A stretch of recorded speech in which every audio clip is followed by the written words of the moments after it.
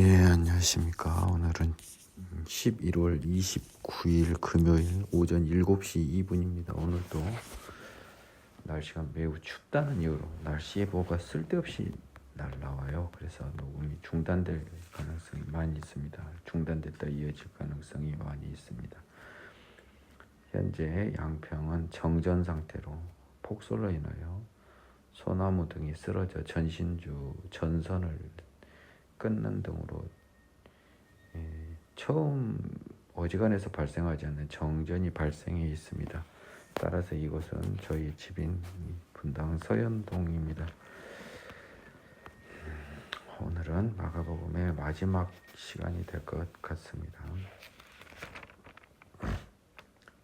오늘 이곳이 양평이 아니기도 하지만 굉장히 열이가 많이 떨어졌습니다. 아침에 눈을 떴을 때요. 잠은 잘 잤는데 아침에 한 5시 20분쯤에 눈을 떴어요. 자연스럽게. 알람은 5시 50분인데 그냥 의무적으로 하는 그런, 물론 오늘은 예배가 아닙니다. 오늘은 순수 강해 설교지만 그래도 약간 오늘따라 은혜가 없음을 스스로 느끼고 그냥 오늘은 어떡하지라는 생각도 들지만 또 어떻게 될까라고 또 기대도 했죠. 근데 한 시간 정도의 시간을 지나면서 그 하나님의 마음으로 다시 돌아가는 그런 현상을 발생시키시는 거죠. 이건 내 의지는 아닙니다. 한번 해보십시오. 나 오늘 좀 별로 안 내킵니다 라고 약간 나쁘게 표현하면 하나님을 시험했다는 정도는 아니지만 약간 대든 거죠.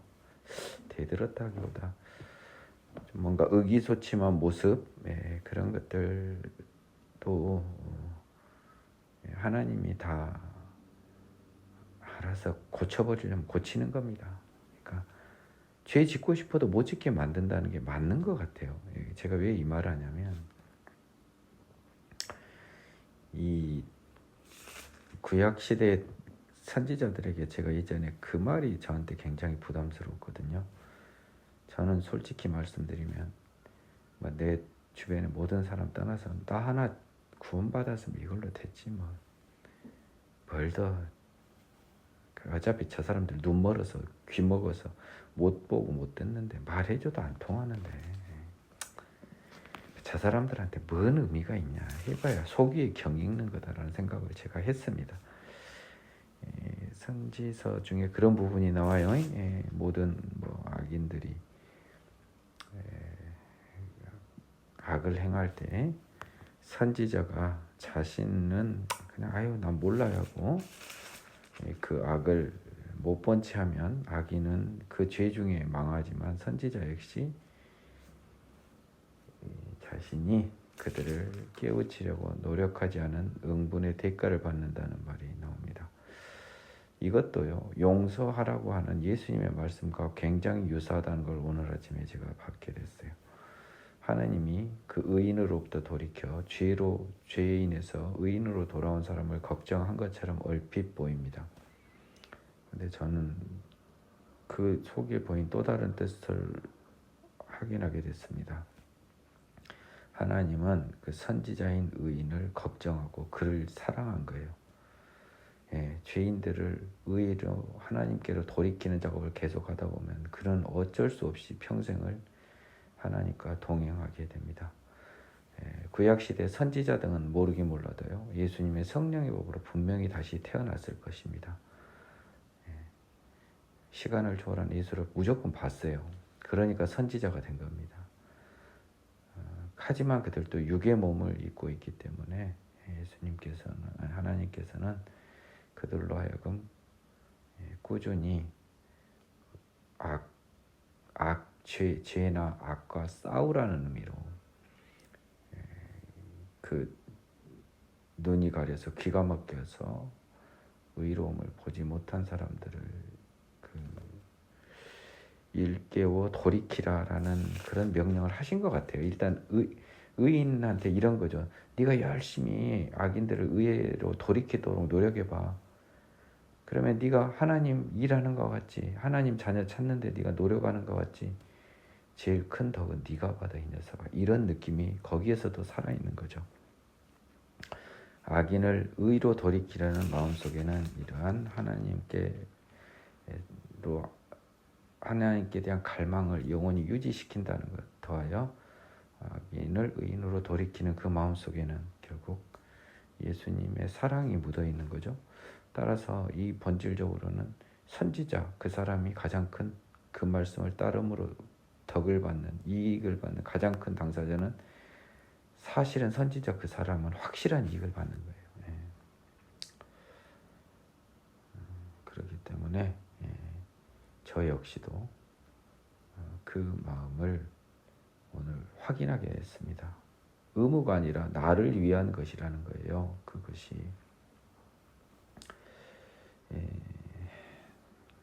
오늘은 이 정도만 하겠습니다. 그 다음에 제가 지난 시간에 여러분한테 얼핏 넘어갔지만, 여러분들이 그 예수의 몸에 향유를 바른 사건은 오늘 강의를 통해서 제 말을 쉽게 이해할 수 있는데, 베드로가 그 종의 귀를 잘라버리는 그런 사례는 복음서에 공이 다 등장을 합니다. 근데 그 이면에 감춰져 있는 베드로의 속마음을 제가 이번에 처음 알았어요. 이게 왜 생뚱맞게 베드로는 왜 일을 했을까? 저는 곰곰이 생각해 봤는데 깊이 생각을 하지 않았고 하나님의 지혜를 받지 못하였는데요. 이번 버전 2에서 처음으로 알게 됐습니다. 이게 알게 되었다기보다 이런 생각을 하게 되었습니다. 베드로는요, 용감하잖아요. 나름 제자 중엔. 그래서 우리 예수님이 능력 있는 선지자고 완벽한 선지자이기 때문에 하나님의 능력은 무조건 임할 줄로 믿고, 자기가 먼저 일당백의 자세로, 어차피 예수님이 해줄 거니까 먼저 제자를 대표해서 대항해서 싸운 겁니다. 제자의 귀를, 대제사장의 종의 귀를 떨어뜨려서 가장 완곡한 방법으로요, 피해가 적은 부위인 귀를 썰어버리고, 드디어 이제 너희와 우리는 전쟁이다. 선생님과 우리는 한편이고, 너희가 수가 많아도 선생님과 함께 있으면 이전에 지켜본 우리 선생님의 그 기적의 능력에 비추어 선생님이 나머지 일은 다 정리해줘서 너희들을 다 청소해 준다. 너희들을 온전히 물리쳐서 불태워버리든지, 전부 기진맥진해서 금무력증 환자로 만들어버리든지, 아니면 어디서 그 다른 성경에 나온 것처럼 12군단도 되는 그 병사를 가져오든지 해서 나머지 일은 선생님께 맡기고 자기가 먼저 솔선수범하여 제자로를 대표해서 대항해서 싸우는 취지로 이 행동을 한 거였어요.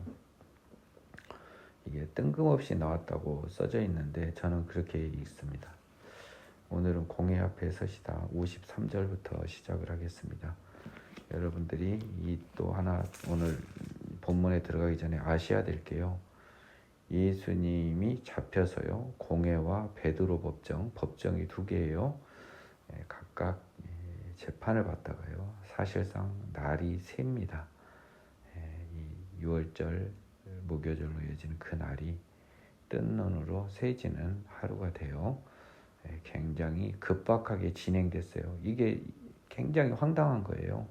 뭔 밤샘 재판이 어디 있어요. 근데 희한하게 지구상에서 유일하게 밤샘 재판이 있었던 그런 한 사건이 발생합니다. 그들이 예수를 끌고 대제사장에게로 가니 대제사장들과 장로들과 서기관들이 다 모이더라라고 했습니다. 그들은 아까 43절에 나온 그들이죠. 예수를 잡은 사람들입니다. 그래서 이것이 바로 그 공회의 구성원들인가 봅니다. 베드로가, 공회라고 하면 그 유대 당시에 있었던 그 우리로 따지면 국회의 기능도 있지만 또 종교 재판의 권능도 있는 그런 기관이었던 것으로 추측이 됩니다. 베드로가 예수를 멀찍이 따라 대제사장의 집들 안까지 들어가서 아랫 사람들과 함께 앉아 불을 쬐더라.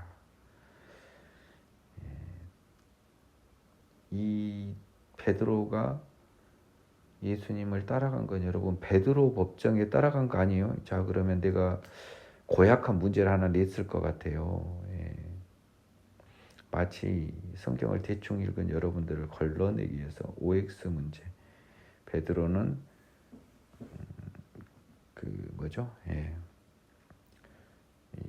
본디오 빌라도 법정에서 예수를 알지 못한다고 3번 부인하였다.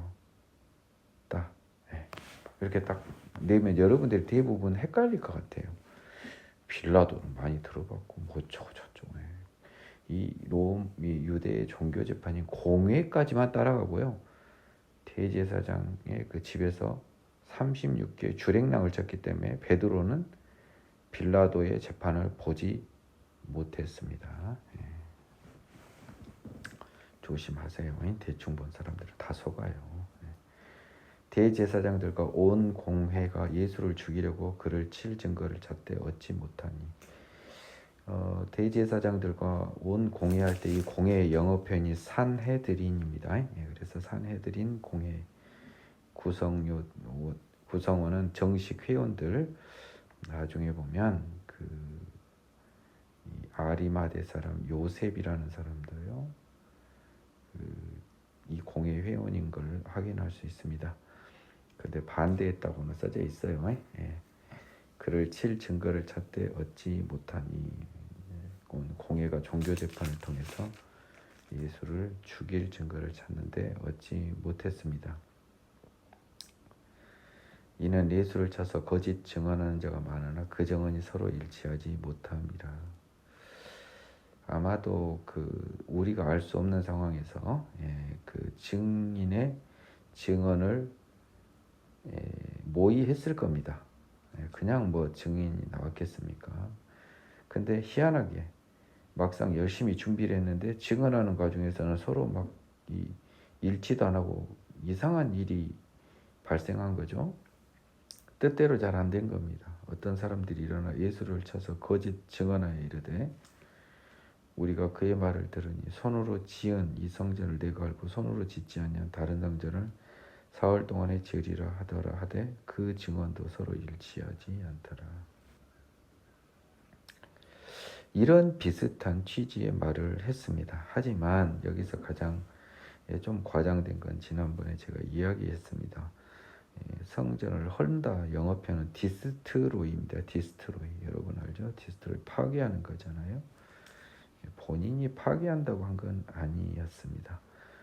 돌 하나도 돌 위에 남지 않고 다 무너뜨려지리라라고 했지 그 주체가 나라고 하지는 않았어요. 뒤에 부분은 말씀을 하셨죠. 이는 성전이 된 자신의 몸 그리고 성령을 받아서 우리에게도 이어질 우리 몸에 있게 될 성전을 이야기하고 또 사흘에 지은다는 것은 부활하실 본인의 육체, 신령한 몸 부활을 말씀하신 것은 맞아요. 그래서 얼핏 보면 맞는 것 같지만 거짓 증언이 되었습니다. 그 증언도 서로 일치하지 않았습니다. 그러니까 열심히 준비했는데 일치하지 않았어요. 이걸 왜 보여주냐면요. 성경이 왜 이걸 쓰냐. 그들이 예수를 치기 위하여 거짓 증언을 모의했다라고 하는 것을 막 은밀히 보여주고 있고요. 또한 예수의 뭘 보여주려고 이걸 썼어요? 저는 오늘 또 이게 작은 은혜가 임합니다. 증언이 일치하지 않았는데 처해버렸으면 그들이 잘못됐다라고 하는 것을 여러분은 관심을 가지지만요. 예수님은 죄가 없다라고 하는 것을 보여주려고 지금 59절을 사용한 겁니다. 매우 중요한 구절이 돼요. 여러분이 조심해야 됩니다. 대제사장이 가운데 일어서서 예수에게 물어 이르되 너는 아무 대답도 없느냐 이 사람들이 너를 치는 증거가 어떠하냐 하되 60절과 같이 재판장인 대제사장이 너 왜 아무 변명도 하지 않냐라는 것은 굉장히 이상한 거예요. 이 사람이 봐도 뭐라고 대답이라도 할 것 같은데 침묵하고 아무 대답도 하지 아니하시거늘 대제사장이 다시 물어 이르되 네가 찬송받을 이의 아들 그리스도냐라고 해서요. 이제 본질적인 예수님의 죄목인 신성 모독을 마지막으로 확인을 합니다. 찬송받을 이의 아들 그리스도, 하나님의 아들 그리스도냐, 메시아냐. 그리스도는 메시아란 뜻이죠. 예수께서 이르시되 내가 그니라. 여기까지 끊을까요? 예수님이 이 두 종류의 재판을 통해서 유일하게 하셨던 답변, 내가 그다. 이런 말하면 죽어요. 그렇죠? 근데 죽게 될 말만 하고 살게 될 말은 하나도 안 했어요. 그렇죠? 이 민기영 전도사가 포기하고 들어온 오늘 수업에서도 하나님의 은혜는 시시때때로 임합니다. 죽으려고 한 말이잖아요. 내가 그니라는. 살라고 한 변명은 단 한 개도 안 한 거예요. 이걸 여러분이 눈여겨보시기 바랍니다. 죽지 못해 안달난 예수님이에요. 네, 십자가 사역을 이미 완성하시기로 하셨고 겟세마네 기도에서 기도 응답으로 받아서 능력 임해서 이제 이 모든 것을 자신감 있게 하나님의 힘으로 지금 나아가는 거죠. 더하여 인자가 권능자의 우편에 앉은 것과 하늘 구름을 타고 오는 것을 너희가 보리라 하시니 단순히 내가 그니라라고 한 것에 나아가서 더 구체적으로 나는 진짜 그라고 하는 것을 알려줍니다. 권능자라고 하는 표현이 영어 표현에서는요, The Mighty One입니다. The Mighty One. Mighty라고 하는 것이 이제 하나님을 의미할 때가 있거든요. 힘센 그분이라는 뜻입니다. 전능하신 그분이라고 번역하겠네요. 저는 권능자라고 하는 것보단 전능하신 그분의 우편에 앉아 있다가요. 하늘 구름을 타고 온다. 메시아가 하늘 구름을 타고 온다는 상상은 유대인들이 좀 한 것으로 보입니다. 그래서 인자가 권능자의 우편에 앉은 것과 하늘 구름을 타고 오는 것을 너희가 보리라 하시니 이거는 사실은 예수님의 십자가 사역 이후에 발생할 사실입니다. 그렇죠? 그래서 예수님 기준으로는 재림이요. 재림이 약간 이 유대인들이 바라는 메시아였죠. 따라서 유대인들이 생각하는 메시아가 이 재림의 방식으로 왔다면 예수님이 이제 최후의 그때는 심판이잖아요. 기회가 없잖아요. 하늘 구름을 타고 권능자 우편에 앉은 메시아가 내려오면 유대인들도 다 믿었겠죠. 근데 이렇게 올 것 같던 메시아가 초라한 인간의 몸으로 와버려서 이 사람들이 속아버린 겁니다. 근데 한편 우리 기준으로는 이게 하느님의 사랑이죠. 왜냐하면 전번에 강의했지 않습니까? 예수님이 초림한 이유는요. 내가 세상에 온 것은 세상을 심판하려 함이라 구원하기 위해서 와야 되기 때문에 이 모습으로 오지 못한 거예요. 인간의 모습으로 오신 거예요. 구원을 위해서. 하지만 두 번째는 이렇게 하늘 구름을 타고 내려오셔서 세상을 심판합니다. 세상을 심판하는 그때는 여러분들의 모든 것은 죄인들은 회복될 방법이 없어요. 그래서 이스라엘인들이 유대인들이 얼마나 어리석냐면 메시아가 구원자이지 않습니까? 구원자가 이렇게 와버리면 심판이 동시에 이루어져 버리는데 어찌 구원이 있겠어요? 참 어리석었던 사람들입니다.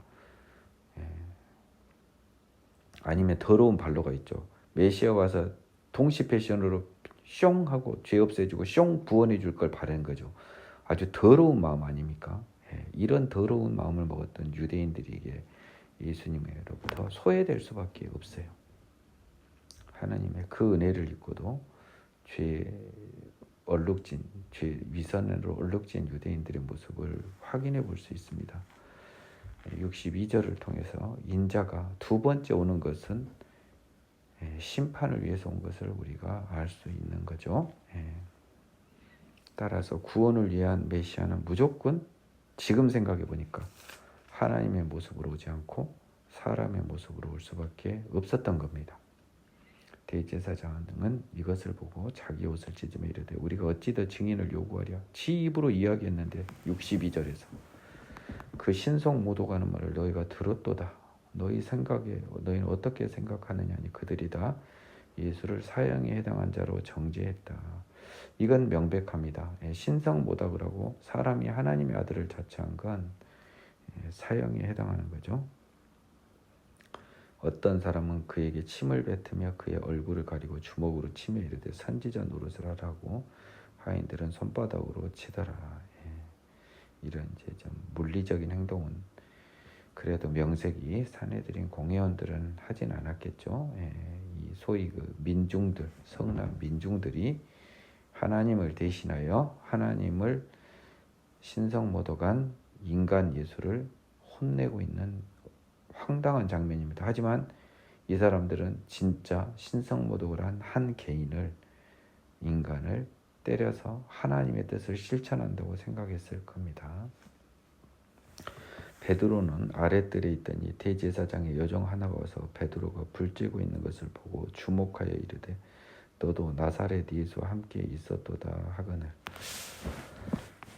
베드로는 이 공회, 사내들인 공회의 그 아랫가 이루어지는 대제사장의 집 좀 구석입니다. 조금 멀찌감치고요. 당시 요한복음을 보면 요한은 대제사장과 친분이 있어서 굉장히 가까운 곳에 있었습니다. 심지어 요한복음에 따르면 요한 백으로 베드로가 여기 들어온 것까지 확인이 됩니다. 근데 여종이 주목하여, 그러니까 자세히입니다. 당시 밤이잖아요, 그렇죠? 밤에 너도 그 도당이다라고 하면은 굉장히 무고죄입니다. 그래서 대충 보고 이야기할 수는 없잖아요. 근데 자세히 봅니다. 주목하여 보고, 야 너도 예수와 함께 있었다 하니까 베드로가 부인하여 이르되 나는 네가 말하는 것이 무엇인지 알지도 못하고 깨닫지도 못하겠노라며 앞들로 나갈세. 여기에 관한 베드로의 마음도 여러분이 알 수 있어야 합니다. 굉장히 중요해요. 이 베드로는 지금 거짓말을 틈도 없이 거짓말한 거예요. 사실은. 그렇죠? 아니 지금 갑자기 뚱딴지 같은 뻔치를 한테 맞아버렸기 때문에 아유 뭐라 그러냐 나 모른다. 자, 요것은요 생명의 성령의 법으로 봐도 이 당시 기준으로는요 순간적인 거짓말이라면 용서할 수 있는 부분입니다. 그래서 베드로가 3번 거짓말하는 것을 만든 거예요. 여러분 조심하세요. 그 여종이 그를 보고 곁에 서 있는 자들에게 다시 이르되 이 사람은 그 도당이라되. 다른 복음서와 달리 이 마가복음은 똑같은 여종이, 아까 그 여종이라고 써놨습니다. 영어편 The Servant Girl이라고 더를 썼습니다. 동일한 여종이. 아까 그 여자가 야, 이 사람 그 사람 맞아라고 한 겁니다.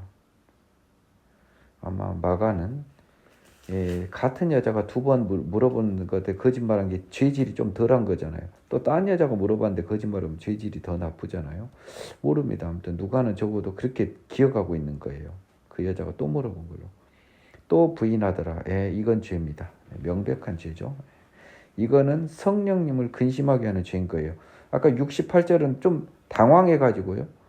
막 이렇게 해버릴 수 있습니다. 순간적으로. 근데 성령님을 근심하게 하는 죄를 범하지 않으려면요.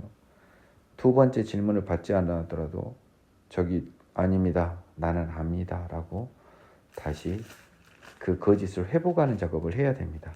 성령 시대 사람으로는 당연히요. 근데 이 당시 베드로는 성령의 성자도 모르네요. 지금 또 부인합니다. 명백한 죄죠. 조금의 곁에 서 있는 사람들이 다시 베드로에게 말하되 너도 갈릴리 사람이 참으로 그 도당이니라. 그러나 베드로가 저주하며 맹세하되 나는 너희가 말하는 이 사람을 알지 못하노라. 맹세는 당시 여러분 다 뭘 알아야 됩니까? 하나님을 걸고 맹세합니다. 이 사람들이. 또 저주까지 했습니다. 왜요? 아마 모르긴 몰라도 신성 모독하는 예수를 저주했을 것으로 추측이 됩니다. 그래서 하나님을 모독한 신성 모독자 예수를 베드로가 저주하고 또 하나님을 보고 맹세하되 나는 모른다.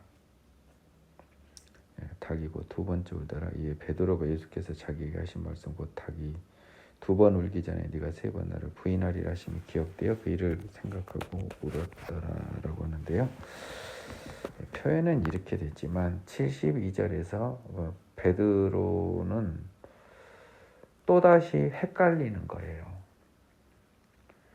지금 정신 차려보니까 6월절 만찬, 사실 시간적으로 보면은 이게 지금 새벽일까요? 뭐 자정이 넘었을까 모르겠는데 잡히시기 그날 밤, 그러니까 정확히 따지면 시간이 많이 안 지났습니다. 지금이 지금 저 6월절 잔치 시작하자마자 이제 이 말씀 하셨잖아요. 그러니까 하루가 채 안 지난 시간입니다.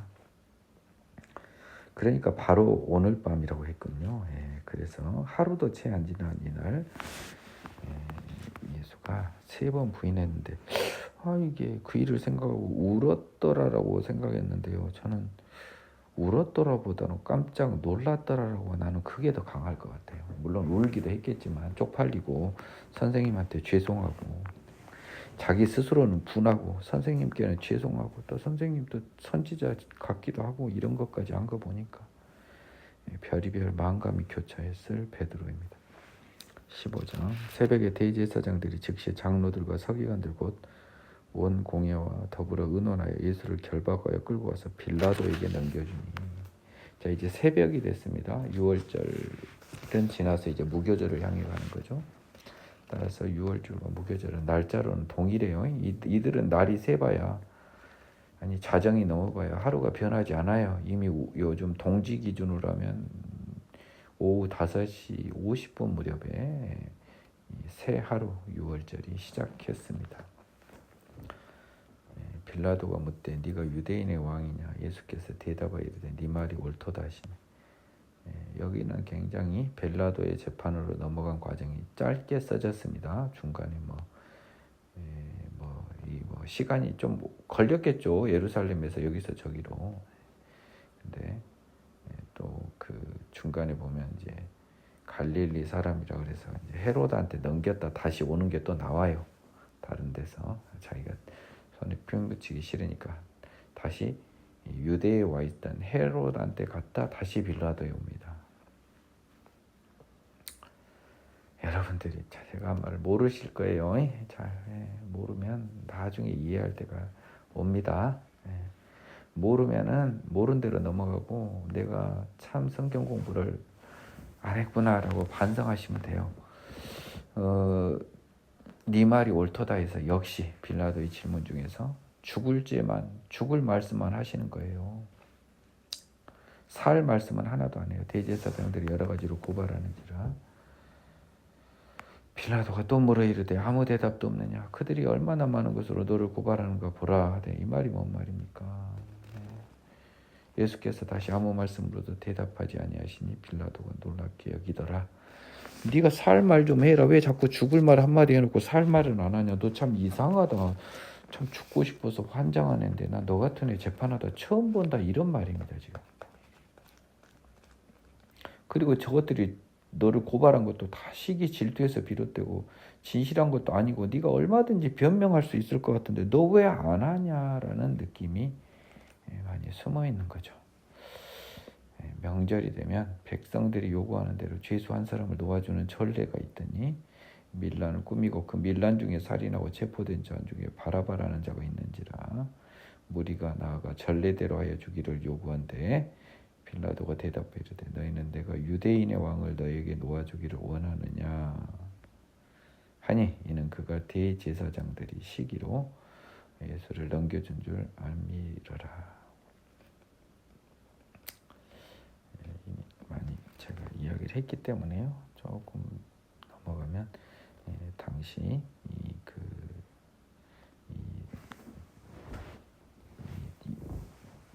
유대인 중에서 이렇게 명절 6월절 때 죄수 한 명을 석방해주는 이제 요즘으로 따지면 대통령의 광복절 특사 이런 게 있었나 봐요. 있을 수 있겠죠. 근데 이 대통령 특사에는 아무 제한이 없습니다. 그렇기 때문에 이명박 박근혜 집어넣어봤자 다 나와버리잖아요. 이 특사 대상으로요. 빌라도가 이 예수를 염두에 뒀습니다. 왜냐하면 무지한 사람인 것 같아서요. 근데 이 사람들은 반대하는 것 같아서 일부러 가장 잔혹한 범죄자를 딱 세트 메뉴로 해서 A, B 세트 중에 하나 고르세요라고 딱 한 거예요. 누가 보더라도 예수를 고를 수밖에 없는 구미 조합을 딱 만들어 놓고 예수하고 바라바 중에 하나 고르세요. 유영철이 이야기했지만 유영철이랑 딱 같이 놓고 얘 중에 누가 살려줄까요? 라고 물어본 겁니다. 이 마가복음은 구절을 통해서 마치 빌라도의 속마음을 대놓고 보여주죠. 뭡니까? 내가 유대인의 왕을 놓아주기를 원하느냐 하니, 그러니까 나는 이거 놓아주고 싶다는 거죠. 예수를. 이유는 이거는 대제사장들이 시기로 예수를 넘겨준 약간 무죄성, 무죄 같거든 자기가 봤을 때는.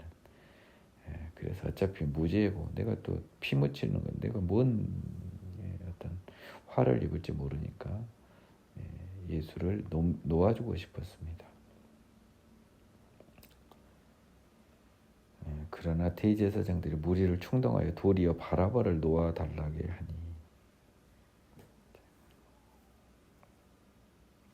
영어 but이 들어갔죠. 그 다음에 추가하여 instead라는 대신에라는 말이 들어갔습니다. 그 말을 통해서 이 살인마 유영철이 대신에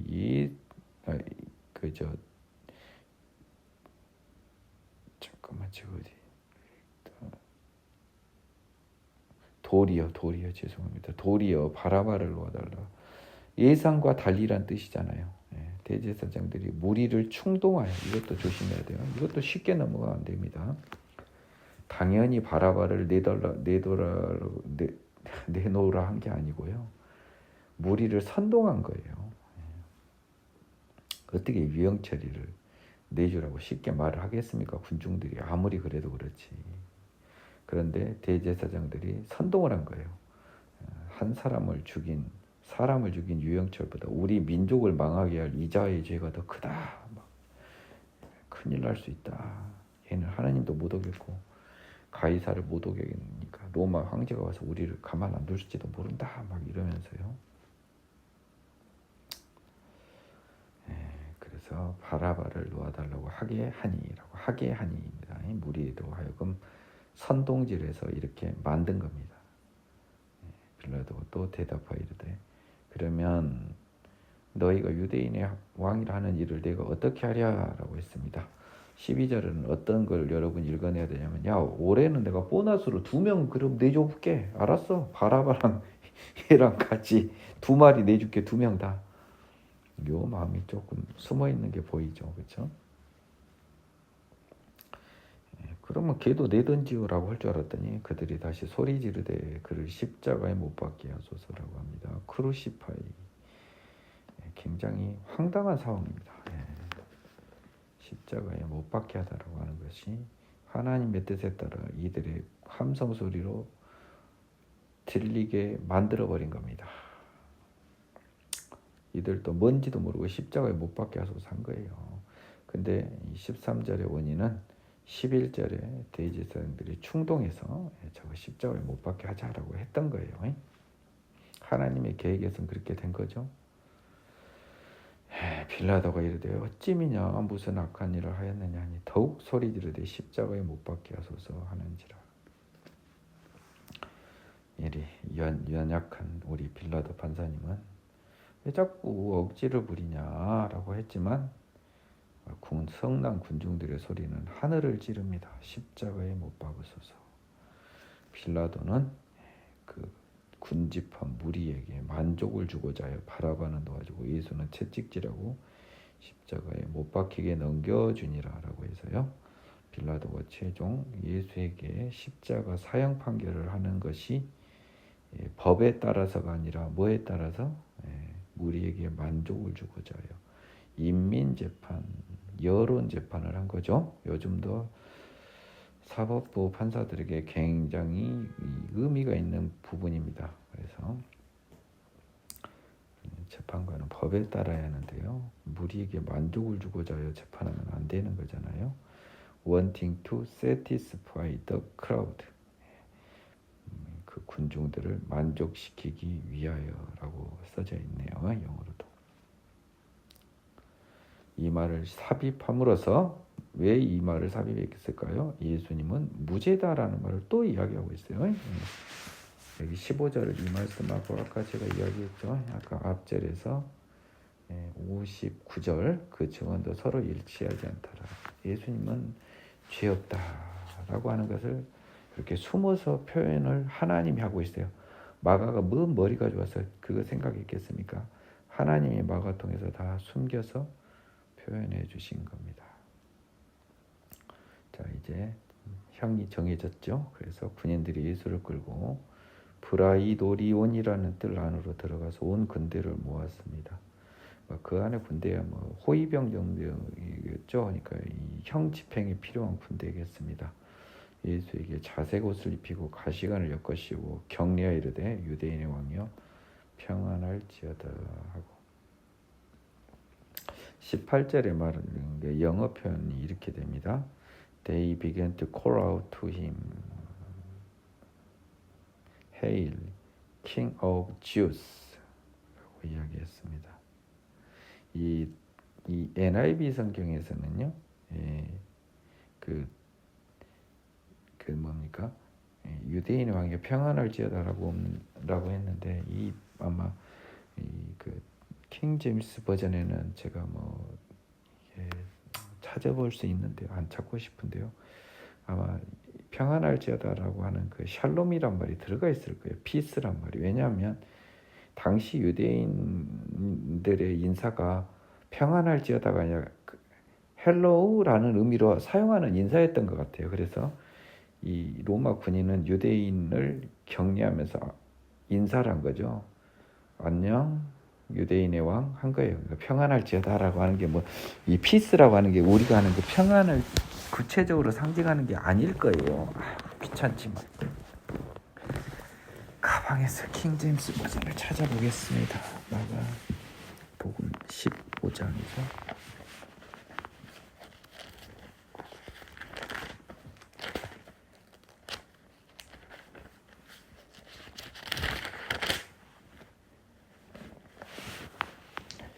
18절.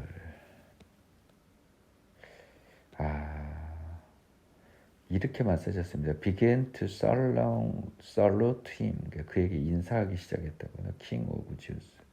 유대인의 왕이요. 하고 인사했다라고만 써졌는데 유대인의 인사법은 뭐였죠? 평안할지어다가 인사였어요. 유대인에게는. 그래서 hello, 안녕, 밥 잡수셨어요? 라는 이런 느낌으로. 그래서 영어 번역에는 샬롬이란 말이 없는데 우리 번역하신 분이 참 잘했네요. 평안할지어다라고 아마 인사했을 가능성이 있습니다. 유대인식으로요. 그저 일본 시대 일본 순사가 우리나라 사람들한테 안녕하세요 이 말은 배울 거 아닙니까? 중국 애들도 흉내내잖아요. 우리도 중국 애들한테 니하오 이런 건 알잖아요. 그러니까 우리가 중국인 잡아서 중국 흉화범 처벌할 때 우리 사형 집행한 애가 하도 억울하고 약 올려주려고 니하오 하고 딱 이렇게 놀린 겁니다. 또 갈대로 그의 머리를 치며 침을 뱉으며 꿇어 절까지 하면서 아주 조롱을 하고 있습니다. 머리를 치면서 침 뱉은 다음에 절하는 것은 앞뒤가 안 맞는 행동이잖아요. 정말 조롱의 끝판왕이잖아요. 머리를 치고 침을 뱉는 건 모욕적인 행위인데 꿇어 절을 한 게 그게 진정한 절이 아니잖아요. 비꼬는 거잖아요. 네가 왕이라며 하면서 희롱을 당하는 자색 옷을 벗기고 도로 그 옷을 입히고 십자가에 못 박으려고 끌고 갑니다. 자색 옷은 희롱 당할 때만 입고 있었던 거예요. 마침 알렉산더와 루퍼의 아버지인 구레네인 시몬이 시골로부터 와서 지나가는데 자 이제 또 뜻밖의 행운을 누리는 그래서 성경의 기재까지 되는 행운아 중에 행운아 루퍼와 알렉산더라는 그 아들의 이름까지 성경에 기재된 구레네 사람 시몬이라는 뜻밖의 행운아가 등장합니다. 시골로부터 와서 지나가는데라고 하면 아마도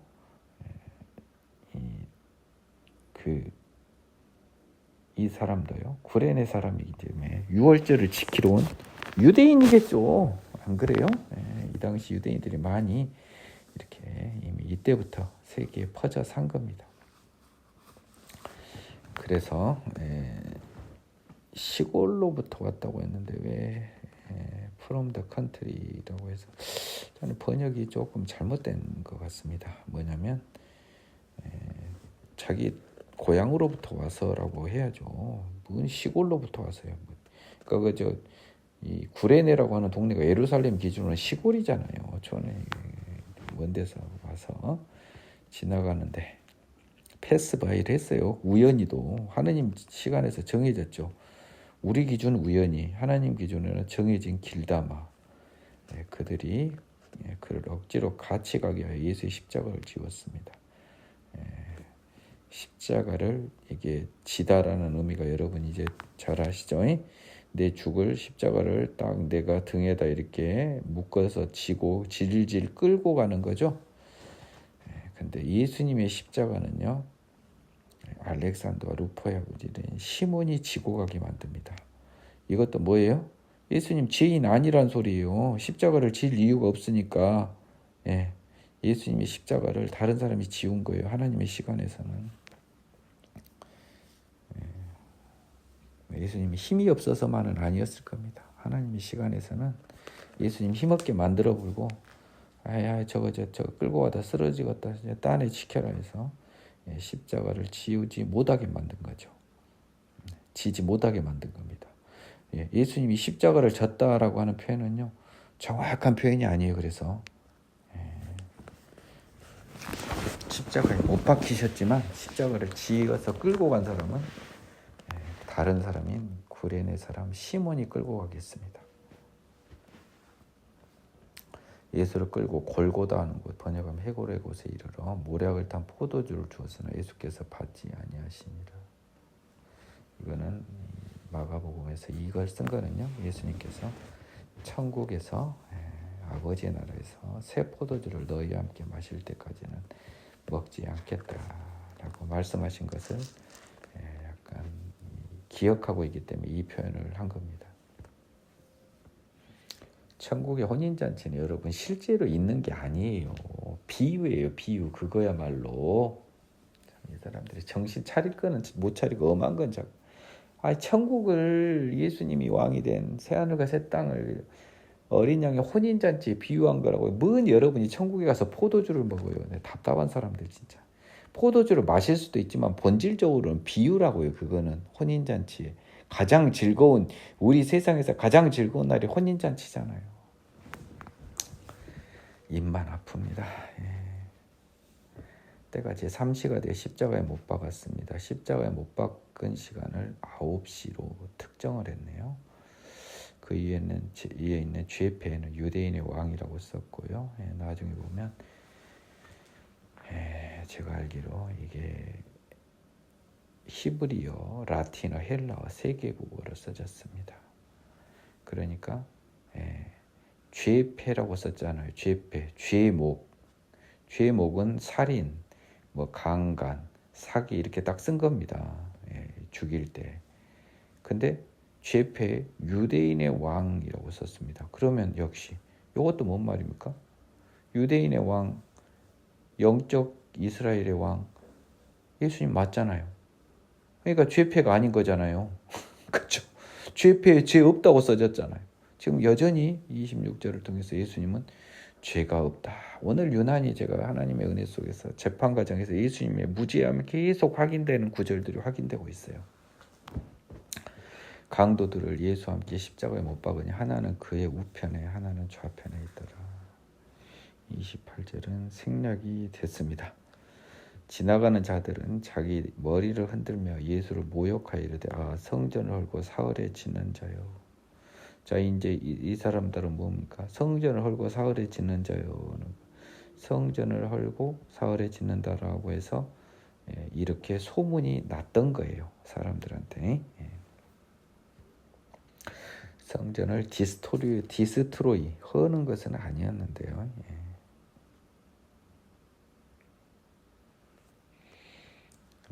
네가 너를 구원하여 십자가에서 내려오라 하고, 여기서 구원이라고 하는 것도 생명을 살리는 거잖아요. 그렇죠?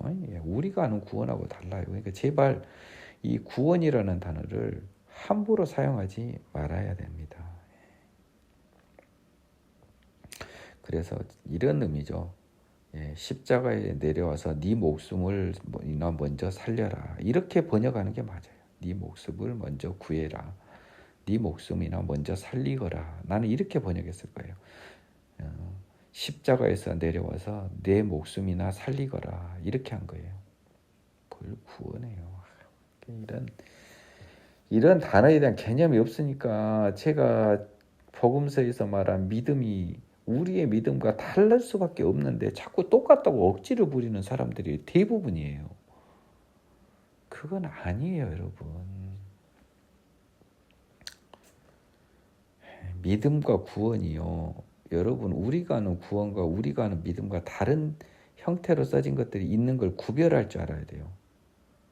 이걸 구분 못한 사람은 칼라 테레비를 못 보고 흑백 테레비를 보는 눈이 굉장히 안 좋은 사람하고 똑같은 거예요. 칼라 테레비 시대를 살면서 흑백 테레비 보고 있는 거하고 똑같다고요. 그와 같이 대제사장들도 서기관들과 함께 희롱하며 서로 말하되 그가 남은 구원했을 때 자기는 구원할 수 없도다. 이것도 우리가 하는 구원하고는 다르죠. 대제사장과 서기관들도 그 주변에 있었나 봅니다. 그래서 이제 비꼬는 거죠. 아이고 참 뭐 기적을 하더니 어쩌더니 막상 십자가에 못 박히니까 꼼짝 못하고 묶여보네. 아이고 내가 이럴 줄 알았다. 네가 뛰어봐야 벼룩이지. 그 정도 할 거야 라고 하면서 네가 뭐 하느님의 아들 웃기고 있네. 이 정도 지금 이야기하고 있습니다.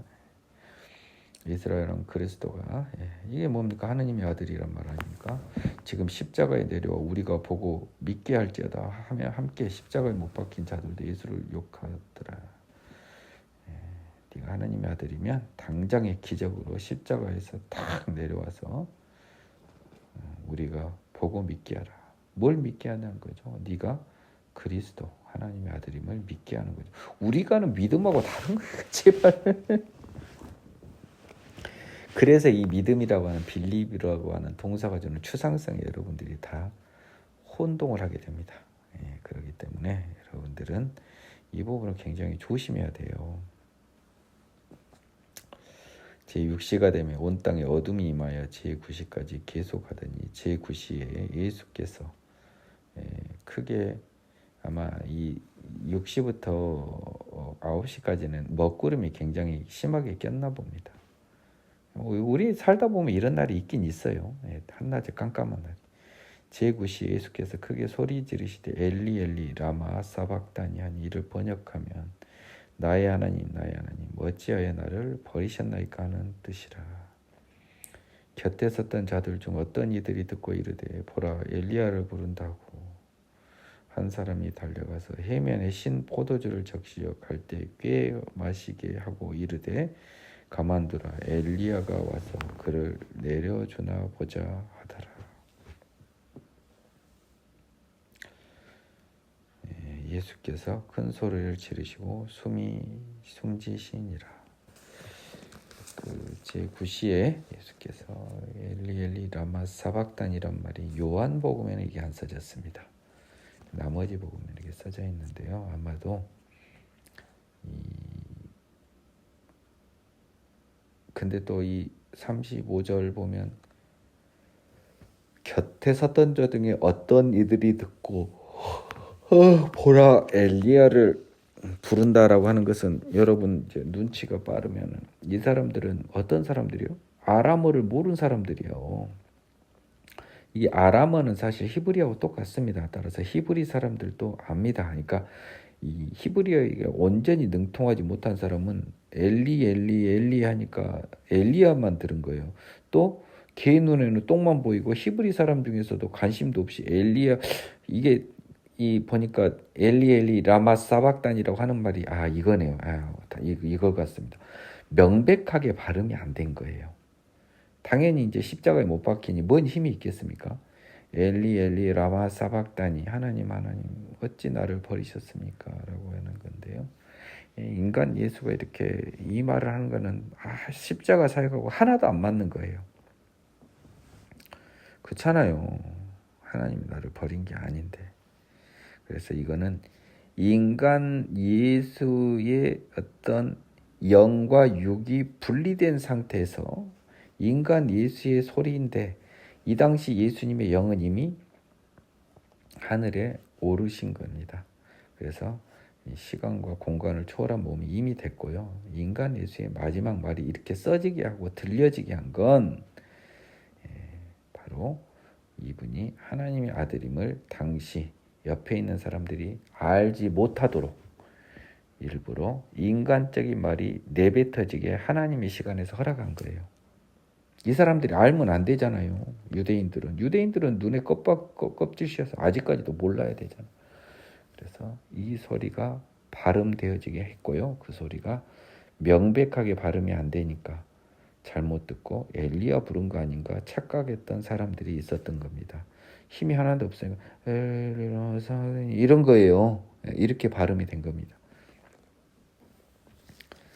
그거는 영이 떠나버린 인간 예수의 몸에서 난 소리로서 성부 하나님의 계획상 메시아 예수를 최대한 숨기는 작업의 일환으로 이 말이 내뱉어진 것으로 보여집니다.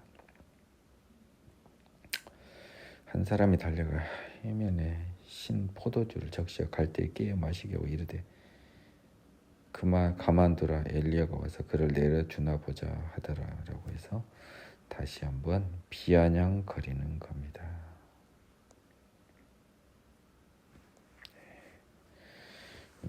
그런 느낌이죠. 영어 표현 한번 볼까요? Someone ran, filled a sponge with wine vinegar, put it on the staff and offered it to Jesus to drink.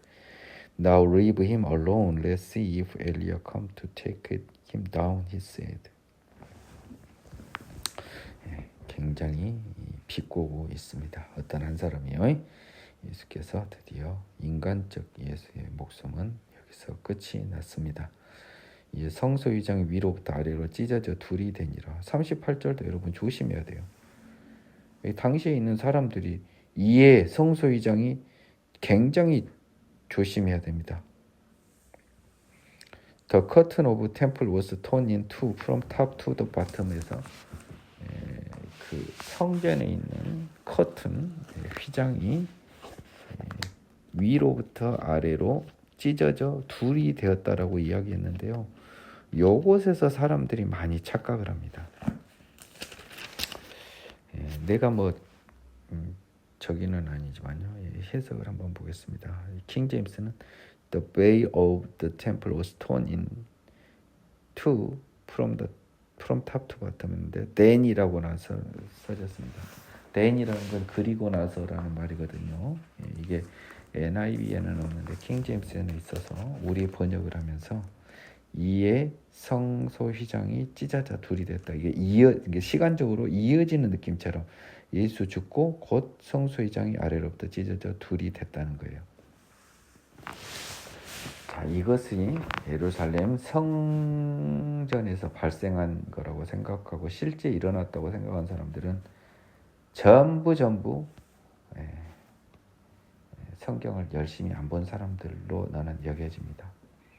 자, 왜냐하면 여기하고 성전은 거리가 멀어요. 성소 휘장이 위에서 아래로 찢어져 둘이 된 거는요. 만일에 실제로 그런 일이 있었으면 여기를 이렇게 안 써요. 나중에 보니 성소 휘장이 위에서 아래로 찢어졌더라라고 해서 그 시간적 관념을 집어넣지 then이라고 then 그리고 나서라는 영어 표현이잖아요. 이어지는 겁니다. 37절에. 이런 then이라는 접속사를 쓸 수가 없습니다. 그러면 이게 지금 이 장소에서 바로 성소 휘장 위로부터 아래로 찢어진 거예요. 그러면 이거는 환상인 거예요. 제가 이 버전 1에서 은혜 속에서 받아낸 거 아닙니까? 근데 이 백부장이 본 환상은 단순히 성소 휘장이 위로부터 아래로 찢어진 것뿐만 아니라요. 그리고 나서 지진 나고 난리 나고 바위 터지고 예수님 부활하고 성도들이 거룩한 성 예루살렘에 들어간 것까지 순간적으로 꽤 긴 시간 이 백부장은 이 환상을 본 겁니다. 이게 환상이에요. 38절도. 왜 그 마태복음에 그 많은 기재 중에 이 성소 휘장만 진짜예요? 참 어리석은 사람들 따로 없지. 정신 차리세요. 잘 보세요. 잘 봐. 이 말을 한 내가 미쳤다고 볼 여지가 있습니다. 예수를 향하여 섰던 백부장이 그렇게 숨지심을 보고, 아니 십자가에 못 박혀 죽은 거 숨지심을 보고 이 사람은 진실로 하나님의 아들이었도다 합니까? 말 같은 소리 하세요. 여러분들은 백부장이 도대체 그렇게 숨지심을 보고 이 사람은 진실로 하나님의 아들이었도다라고 말한 이유를 곰곰이 생각해 보지 않은 거예요. 곰곰이 생각해 봤으면 이상해야 됩니다. 왜 십자가에 죽은 거 보고 하나님의 아들이었다고 하냐고요. 뭐 갑자기 머리에 총을 맞았습니까? 아니면 갑자기 성령이 임했습니까? 진실로 하나님의 아들이었다고 판단할 근거가 있어야 되지 않습니까? 하나님은 이 백부장과 경비방들에게 성소의 휘장으로부터 시작해서 부하로 거룩한 성 예루살렘에 들어가는 마태복음 27장 51, 53절의 기재의 환상을 이들에게 보여줬던 겁니다. 그래서 이 백부장은 하나님의 아들이었다고 고백을 했던 거예요. 이게 굉장히 뜬금없고요. 환상을 이게 경험하지 못한 사람이나 관념하지 못한 사람은 죽었다 깨어나도 이해를 못해요. 저는 환상을 경험시켜주고 또 아무도 풀어내지 못한 이 부분을 이 동양 대한민국 누랭이인 민기영 전도사에게 그 기도 응답을 해주신 하나님께 진심으로 감사를 드립니다. 이런 은혜를 받은 사람이 저 말고도 분명히 있었습니다. 다만 활자로 남아져 있지 않을 뿐이에요. 멀리서 바라보는 여자들도 있었는데 그 중에는 막달라 마리아와 또 작은 야고보 요새 어머니 마리아와 샬로메가 있었으니 이들은 예수께서 갈릴리에 계실 때 따르며 섬기던 자들이요 또 이에 예수와 함께 예루살렘에 올라온 여자들도 많이 있었더라라고 해서 생각보다 예수님을 따르던 여자들이 많았는데 여러분도 이거 조심해야 돼요. 얘들이 뭘 알아서 예수님을 따르겠습니까? 여자들이요. 하나님이 얘들에게 예수님을 온전히 섬길 마음을 준 거예요. 그래서 예수님을 수발들게 하는 많은 여종들을 허락하셨던 겁니다.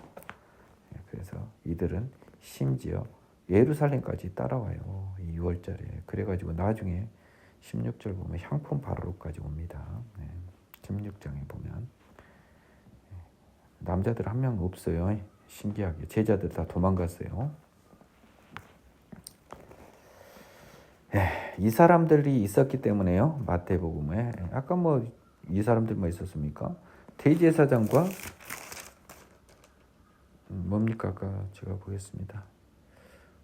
31절 보면 대제사장과 서기관들도 십자가 옆에 있었잖아요.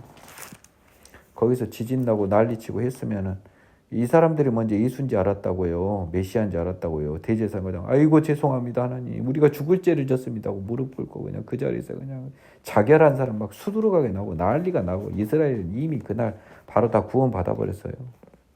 하나님 앞에 나가버렸다고요. 근데 그게 실제라고 믿으셔야 합니다라고 하는 모 목사님도 계시고 참 아예 넘어가 버린 사람들 진짜 내가 이 부분만 오면 할 말이 많은데 오늘은 여기까지 하겠습니다. 이날은 준비일 곧 안식일 전날이므로 저물었을 때 여기서 여러분이 하나 조심해야 돼요. 준비일은요 6월절과 관련된 게 아니고 안식일과 관련된 거고요. 안식일 전날을 준비일 프레퍼레이션 데이라고 합니다. 따라서 준비일이자 6월절 준비 6월절의 준비일 이 말은 다 뭔 말이냐면 6월절과 관계된 말이 아니에요. 즉 그날은 6월절이면서 또한 준비일이었던 거예요. 따라서 예수님께서 돌아가신 날은 6월절이면서 또한 준비일 안식일 전날이 됩니다. 그러니까 토요일이 안식일이었으니까 금요일이겠죠. 얘네 기준으로. 6월절인데 금요일이었던 겁니다. 그러니까 왜 이 말을 썼습니까? 준비일에는 일을 할 수 있는 거예요. 안식일이 아니니까.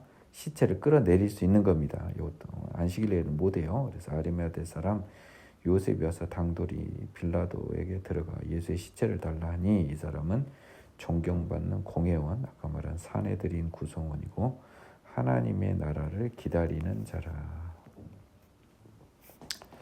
하나님의 나라를 기다리는 자인데 밤에 몰래 와요. 좀 앞뒤가 안 맞아요. 굉장히 무서워서 떨긴 했지만 그래도 하나님의 나라는 기다렸나 봅니다.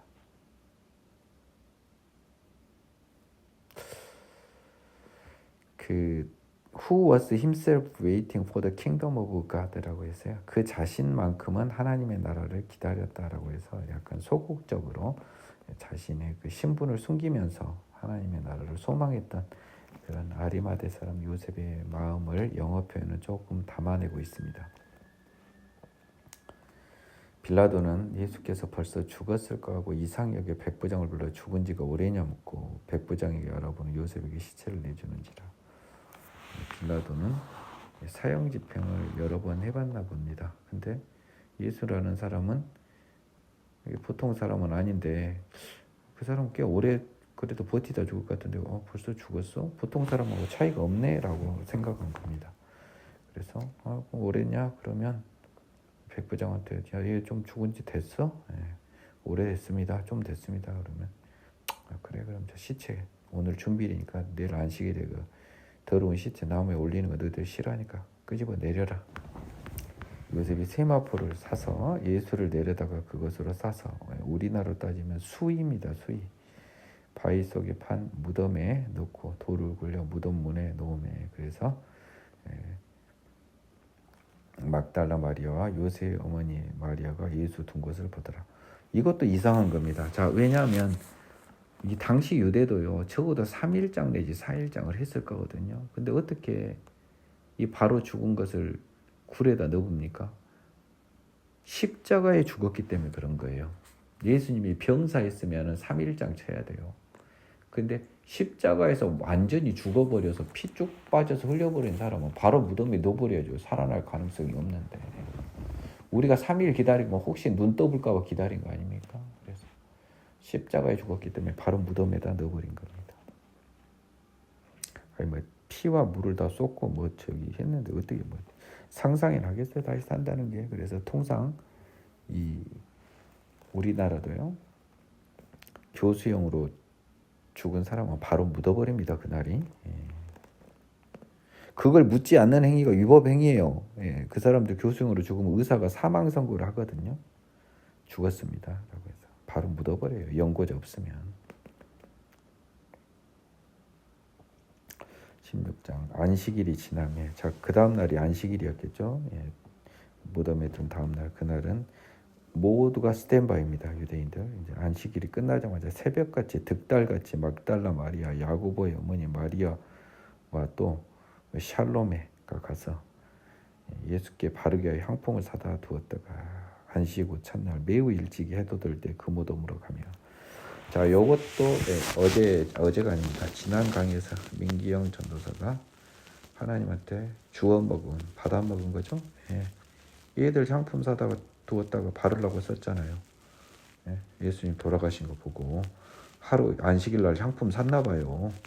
그렇잖아요. 새벽같이 샀던지. 자, 예수님 가서 예수님 몸에 향을 발라서 장례 예의를 갖추려고 간 겁니다.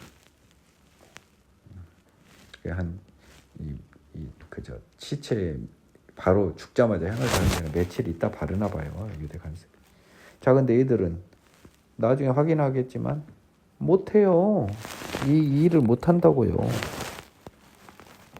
그래서 예수님의 인간 예수의 몸은 결국 이 십자가에 처참히 발려서 그냥 어떻게 됐는지 모르지만 그 몸에 대한 장례 예를 치러주지 못합니다. 그런데 하나님의 지혜 속에서는 이미 마리아를 비롯한 여러 여인을 통해서 값비싼 300데나리온에 되는 진짜 비싼 향유로 얘가 뭐 샬롬에가 산 게 얼마나 되겠어요? 그랬더라면 돈 100만 원이야 되는데 3천만 원, 4천만 원짜리 향품으로 이미 여러 번 발라서 예수님 몸에 장례 세리머니가 다 완성이 됐어요. 하나님 시간에서. 여러분과 제가 그것을 놓쳤습니다. 저마저도 놓쳤죠. 근데 하나님이 이거 알게 해주셨잖아요. 무덤으로 갔는데 서로 말하되 누가 우리를 위하여 무덤문에서 돌을 굴러주리요 하더니 왜 그래요? 돌을 굴려줘 가서 향유를 몸에 발라서 돌아가신 분에 대해서 이해를 갖출 수 있지 않습니까? 눈을 들어 번쩍 벌써 돌이 굴려져 있는데 돌이 심이 크더라. 이 말은 뭔 말입니까? 사람이 쉽게 굴릴 수 있는, 여자들이 굴릴 수 있는 돌은 아니었던 거예요. 힘센 남자만이 굴릴 수 있는데 무덤에 들어가서 흰 옷 입은 한 청년이 우편에 앉는 거 보고 놀랍니다. 여기서부터 이제 여러분들이 잘 보셔야 돼요. 무덤에 들어간 거예요. 왜냐? 예수님 시체다 지금 향 바르러 왔잖아요. 그래서 근데 웬걸? 흰 옷 입은 한 청년이 우편에 앉아 있는 것을 보고 놀랍니다. 야, 이제 드디어 이제 이것도 환상 경험 못한 사람 이제 맛이 가는 겁니다. 흰 옷 입은 한 청년이나 환상이 있었습니다.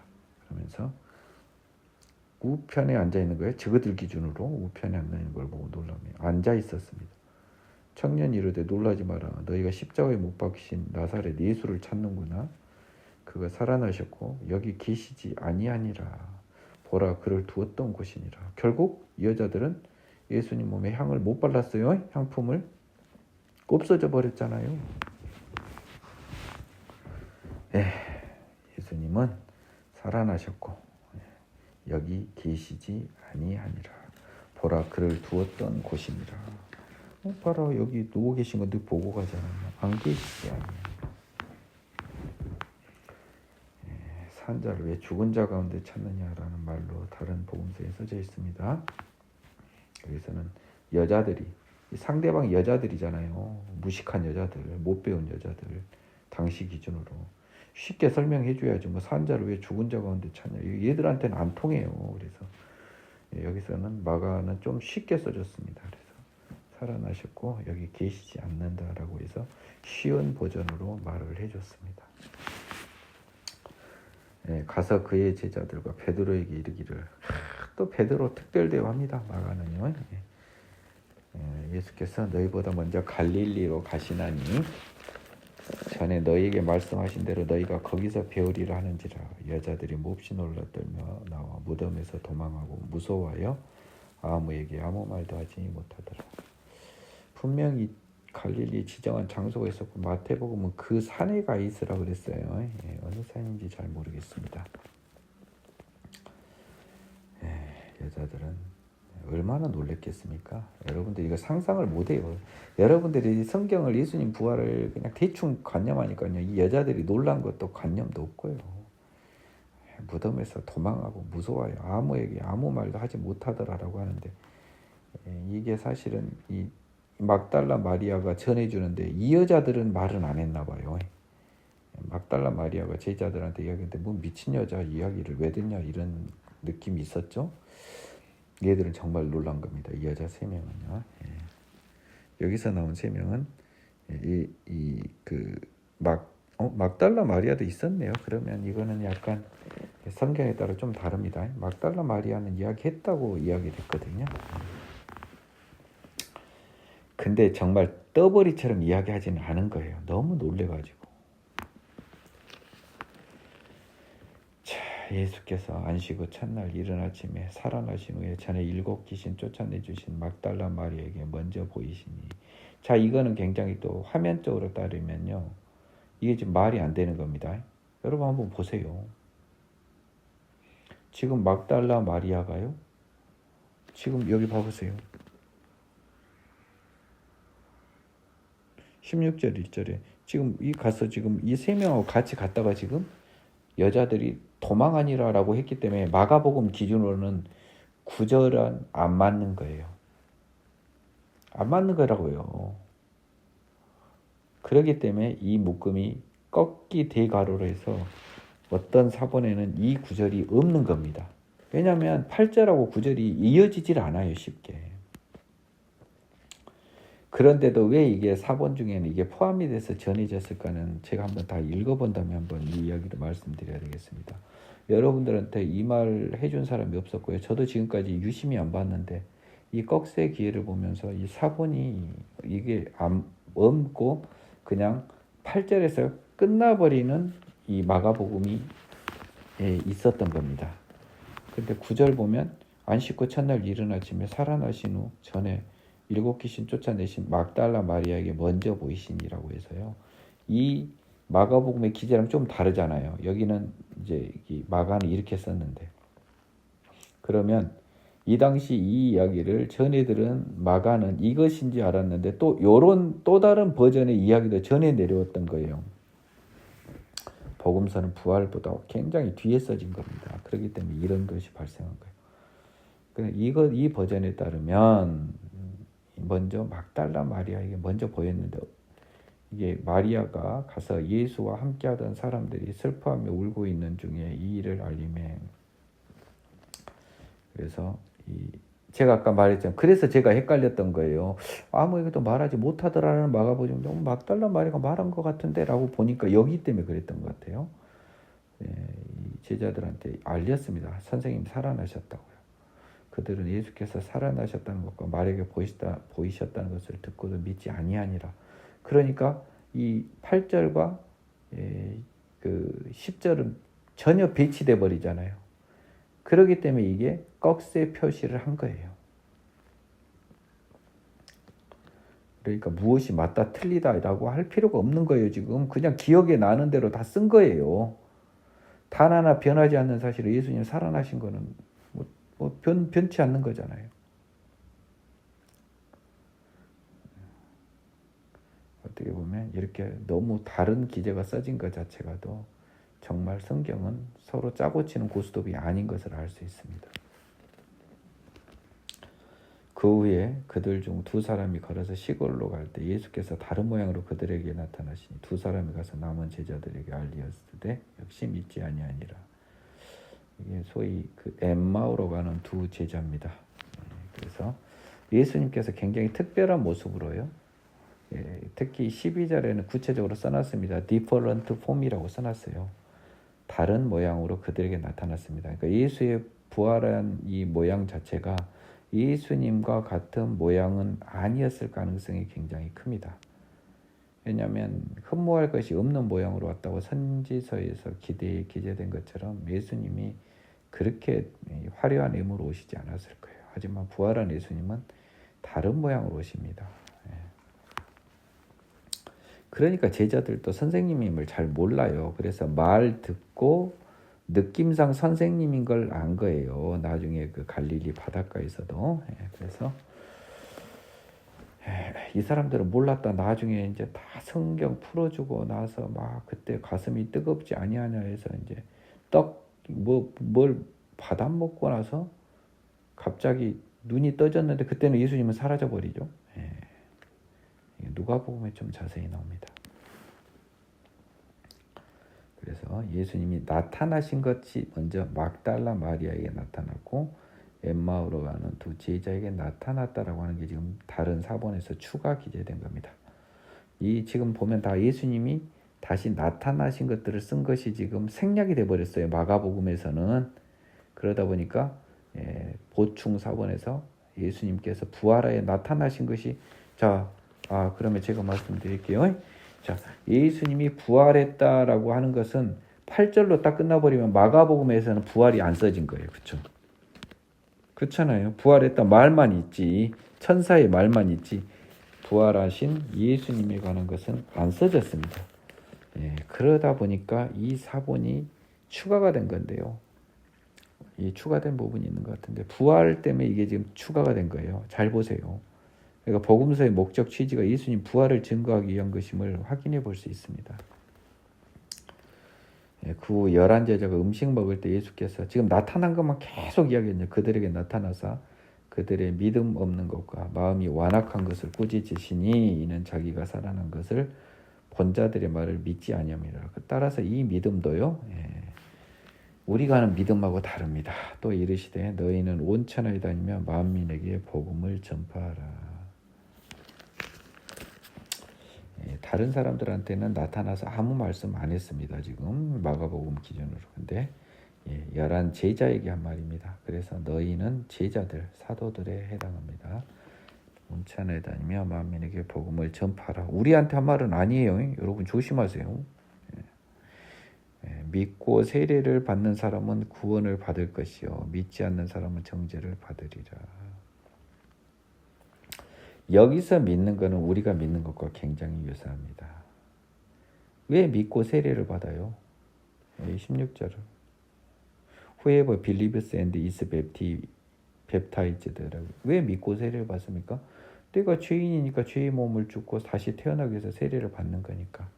여기서 믿고는 우리가 하는 그 믿음이 돼요. 그렇죠? 그 사람은 구원을 얻을 것이요. 이거는 우리가 하는 구원과 맞습니다. 믿지 않는 사람은 뭐예요? 내가 죄인인 걸 믿지 않는 거잖아요. 나는 떳떳하고 의인이란 사람들이에요. 그래서 내 육의 몸이 죽고 생명의 성령으로 다시 태어날 필요가 없는 사람. 나는 그럴 필요 없어요. 냅둬요 한 사람. 이 사람은 정죄를 받으리라. 믿는 자들에게는 이런 표적이 따르리니 곧 그들이 내 이름으로 귀신을 쫓아내며 새 방언을 하며 뱀을 집어올리며 무슨 독을 마실지라도 해를 받지 않으며 병든 사람에게 손을 얹은 즉 나으리라 하시더라. 이 믿는 사람의 표적으로 기재된 얘가요. 귀신을 쫓아냈고 방언을 하고요. 새 방언이라고 됐습니다. 영어 표현을 볼까요? New tongue이라고 써졌습니다. 새 방언을 하고. 자, 이거는 다 해당되지 않습니까? 다 쫓아냈죠. 베드로, 바울이요. 방언 다 했죠. 뱀 집어 올렸습니다. 하필 이게 사도행전에서 지금 그 어떤 작은 섬에 몰타 섬에 올라가서 거기 추장 같은 수준의 사람 아버지 살려줘 갖고 밤에 불 쬐다가 독사가 뱀이 물어버렸어요 바울은. 그래서 사람들이 야 저거 죄인이다 저 운 좋게 바다에서는 난파선에서는 살았지만 결국 하느님이 쟤 죽여버린구나 라고 했는데 탈탈 털어불고 붙지도 않고 마비도 안 돼갖고 갑자기 바울이 그 추장 아버지만 살려준 게 아니라 그냥 신이 돼버린 거잖아요. 독을 마실지라도 해를 받지 않으면 요것만 안 나왔습니다. 병든 사람을 손을 얹으면 나으리라. 요건 베드로 바울 다 나왔고요. 그래서 이 믿는 자들에게는 이런 표적이 따르리니라고 해서 17절에 표적이 따르다 했는데 한번 영어로 보겠습니다. All these signs will accompany those who believe. In my name they drive out demons. 이렇게 쭉쭉쭉 나왔습니다. 따라서 우리도 이건 믿는 자들에게는 이건 사도만이 아니고요. 우리한테 한 말인데 적어도 사도들한테 이런 표적이 나온 건 성경이 딱 써졌어요. 그러면 뭔 말입니까? 이 기준으로 내가 이제 봅니다. 이것도 이제 오늘 또 자세히 봅니다. 좀 더 자세히 보이네요. 이 믿는 자들의 표적으로 따르는 귀신 쫓아내고 방언하고 뱀 집어올려도 독 올리고 병든 사람이 손을 얹은 나으리라고 하는 것은요. 이건 이 산이 뽑혀 저 바다에 박히라는 거하고 똑같이요. 당시 인간들 기준으로 인간이 가장 할 수 없는 일들만 다 써놨어요. 사람이 어찌 귀신을 쫓아냅니까? 어찌 알지도 못한 나라를 말을 해요? 당시 기준으로요. 그 당시에 그 유대 그 불뱀 사건을 포함해서 뱀 물리면 그냥 죽어버리는 거예요. 잘못돼 버리는 거예요. 그리고 병든 사람한테 손만 얹어서 낫게 하는 건 얼마나 많은 사람의 소원이었겠습니까? 우리가 그 연금술 사고 금을 만들고 싶고 우리도 타임머신 타고 어떻게 과거로 가고 이런 생각한 것처럼 병든 사람은 그냥 손만 얹은 적 나와버리면 얼마나 좋겠어요. 이런 인간이 할 수 없는 모든 일을 한다는 예표로 써준 겁니다. 여러분들은 이걸 한정적 열거로 보지 마세요. 인간이 가장 하기 힘든 것을 예를 든 거지 이것 말고도 많은 것을 할 수 있다는 겁니다. 요것만 한다는 게 아닙니다. 요것을 든 건 인간이 할 수 없는 대표적인 일들이에요. 인간의 힘으로. 근데 이것들이 믿고 세례를 받아 하나님의 자녀가 된 사람은 하나님의 나라와 그 의를 구하는 그 기도의 하나는 이런 기적뿐만 아니라 이 기적보다 더 큰 기적도 할 수 있다라는 말씀을 예수님께서 하신 겁니다. 주 예수께서 말씀을 마치신 후에 하늘에 올려지사 하나님 우편에 앉으시니라. 자, 이거는 이제 사도행전의 도입부랑 연결을 좀 해보면 되겠습니다. 예수님이 승천까지 써놨습니다. 그렇기 때문에 이 9절부터 20절은 마가가 안 썼다고 보여져요. 그래서 마가복음을 누가 가피를 한 겁니다. 나머지 왜냐하면 유일하게 마가복음에서 부활한 예수님에 관한 이야기가 안 써진 거예요. 그래서 예수님 부활과 관련된 모든 이야기 나아가서 승천까지 포함한 게 추가로 기재된 것으로 여겨집니다. 네. 제가 오늘 은혜 속에서 8장에서 당연히 막달라 마리아 이야기가 생각이 났어요. 근데 알고 봤더니 이게 이 가로로 쳐진 부분에 나와 있는 9절 바로 뒷절인데 제가 그냥 뭐 주의 없이 봤기 때문에요. 바로 뒤에 나온 건데 그래서 8절과 9절이 연결이 안 됩니다. 그렇기 때문에 이게 꺽쇠 표시가 되어 있는 거예요. 하지만 제일 중요한 예수님 부활이 써지지 않았기 때문에 나머지 후대에 부활과 관련된 이런저런 이야기들을 추가로 가필을 하지 않았을까. 저는 가필이라고 하는 거 더 썼다 이런 말입니다. 거짓말로 썼다는 게 아니라 추가로 더 기재했다 이런 의미입니다. 제자들이 나가 두루 전파할세 주께서 함께 역사하시다 그 따르는 표적으로 말씀을 확실히 증언하시니라라고 해서요.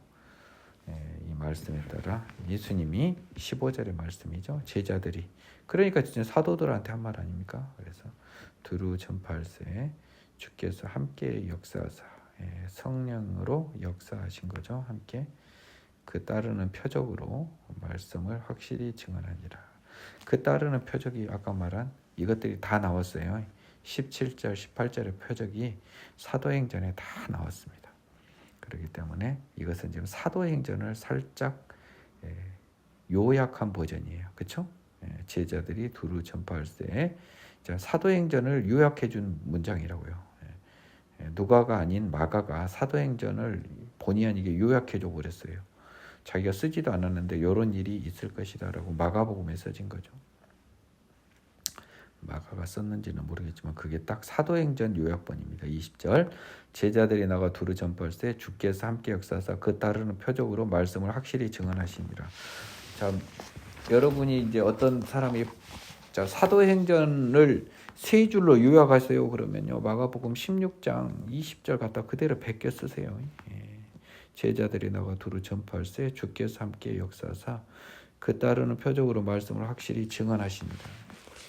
이게 사도행전 요약본입니다. 이렇게 해서 마가복음이 마무리되었습니다. 여러분들 복음서는 은혜가 넘치고요. 저도 볼 때마다 이렇게 달리 보이고 제가 또 받아먹는 게 얼마나 많은지 여러분이 귀로 듣고 여러분이 증거를 받아야 돼요. 그거 눈치 못 챈 여러분들은 정말 영적으로 둔감하거나 영적 바보예요. 여러분들도 그 대상자가 될 수 있습니다. 여러분들도 제 마음과 같은 마음으로 하나님과 동행하고 성경을 제 마음과 같은 마음으로 성경을 진정한 하나님의 말씀과 능력이 숨어있고 영생의 비밀이 숨어있고 하나님의 모든 것이 감추어져 있는 또 하나님과 기도하고 대화하고 하나님과 함께할 수 있는 유일한 통로임을 여러분들이 입으로 머리로 알아가는 것이 아니라 몸으로 느껴가는 것이 중요합니다. 그것은 여러분의 노력과 하나님의 은혜가 결합되었을 때 가능한 건데요.